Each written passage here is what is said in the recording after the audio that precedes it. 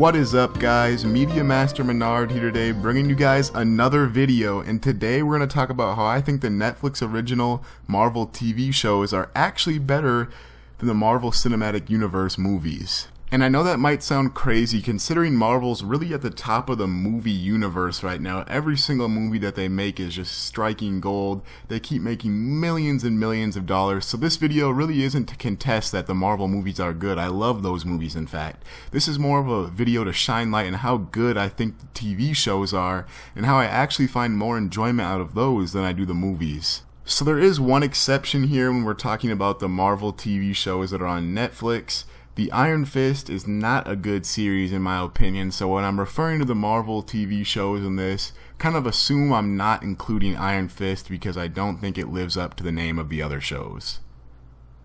So to start off with, let's talk about each show and its characters. Let's talk about Luke Cage first, as it just had a new season released last Friday. So Luke is a black man living in Harlem, and he's kind of trying to find his place in the city as his series starts off.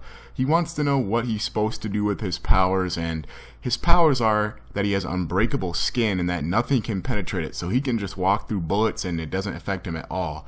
So he wants to help out the black community and people of color in the community, but he wants to know how he can do it. Then there's Daredevil, or Matt Murdock, and we start off, he was actually the first Netflix original TV series, and so he starts off, he's a lawyer who went blind when he was a kid, and due to the chemicals that made him blind, he receives super heightened senses so that he can actually see without seeing, so to speak. A lot of Matt Murdock's story revolves around, is he doing the right thing by being the devil of Hell's Kitchen, or should he work solely through the law to take down these criminals, and if taking down these criminals through the law is actually effective. So I love going into those stories with him, and I think Daredevil overall is the best out of the Netflix series. So Daredevil actually runs into this character called the Punisher, who is this ex-Marine Frank Castle, and the Punisher gets his own Netflix series, which is fantastic. It focuses a lot on him readjusting to civilian life and how he's dealing with his post-traumatic stress disorder from losing all of his family back home, and how he kind of copes with it and kind of blames himself for what happened. But the Punisher is badass. He gets stuff done. And one of the things when he runs into Daredevil in the Daredevil Season 2, you get to see the moral dilemma of the Punisher decides, I'm going to kill these people and end all their problems and shenanigans for good. And the Daredevil, he wants to try to take things through the court and try to put them in jail, which the Punisher argues isn't the most effective way of dealing with the problems. And you as the viewer get to decide which of these ways is right. And I think that's one of my favorite things about these series is they go in depth and make you think about what you would do in their shoes. Another character is Jessica Jones, and she's a private investigator who somewhat resents that she has powers and the way that people view her because of it. She deals with alcoholism and she doesn't have a family, and so you get to see her struggle with that throughout the series.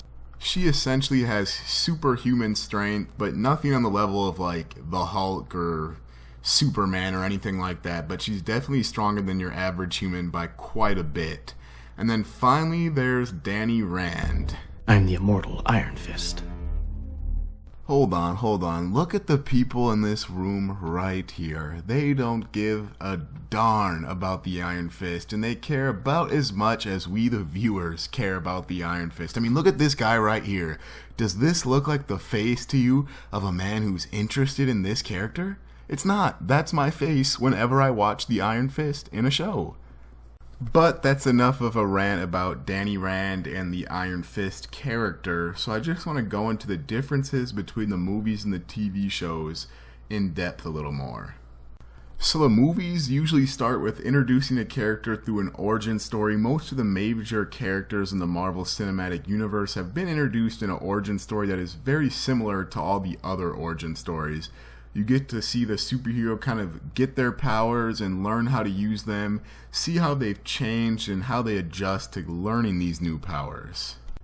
And this isn't necessarily a bad thing in and of itself, but it seems like the Marvel movies have gotten a little formulaic or generic with their origin stories. Like the Black Panther, for example. I loved the movie, but I did think as an origin story it was very generic overall and felt very familiar, a little too familiar for my taste. I think a lot of this is due to the time constraints of the movie medium as a whole, as you usually can only go for a maximum of 2.5 hours before viewers get upset with how long the movie is. I think in TV, when you have 10 to 13 episodes at 1 hour each, you can develop so much more backstory to the characters. You can really get to learn who these characters are as opposed to a movie. So because of this, I think I care a little more about the characters in these Netflix TV shows, as I've been with them for longer and I see their struggle more. This is also due somewhat to how these characters aren't massive superheroes or gods like Thor. They're human beings and they're down to earth to an extent where you can kind of imagine yourself more so in their shoes, because they aren't crazy overpowered or just out of this world fighting other planetary beings and fighting Thanos and other planets. So I think that helps a lot too, is you get to see them all in their different parts of New York, and it's very much a real life setting with real human being problems. There's a lot of gray area moral conflict, like I mentioned earlier with the Punisher and Daredevil, and it's kind of good that they respect your intelligence enough in these shows that they know you can think about these things without them being straight up and all in your face about it.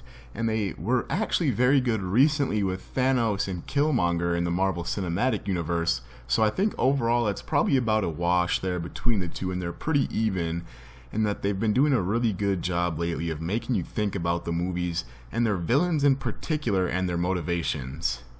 I should mention, however, how the Marvel Cinematic Universe and these TV shows are actually a part of the same universe, and that there is small references to the Marvel Cinematic Universe in these shows.